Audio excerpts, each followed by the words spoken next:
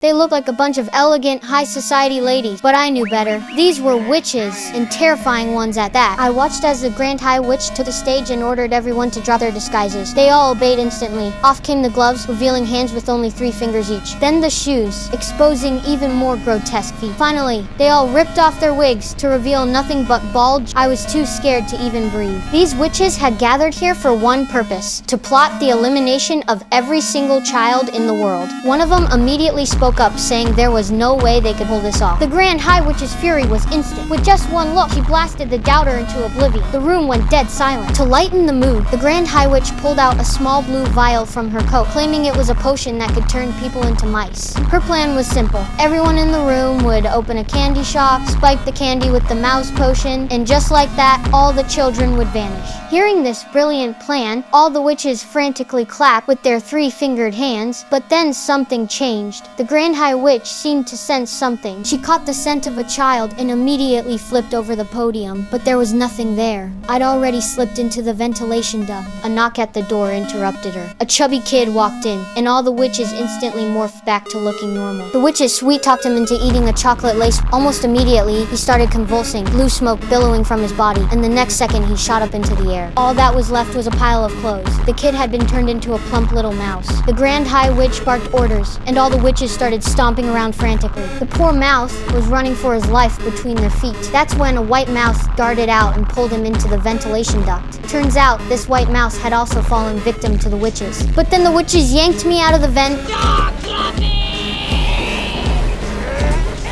pinned me down, and pulled out the potion. They poured it straight into my ear. The Grand High Witch's face was twisted with malice. Instantly, I started convulsing uncontrollably. Unfortunately, I couldn't escape the same fate. I became a mouse too. The other 2 mice in the duct looked at me with sympathy, but there was no time to dwell on it. The witches had me pinned to the floor and were about to hammer me to death. The white mouse jumped into action again, lunging forward and sinking his teeth into a witch's finger. So you're a mouse too? Now I've got you!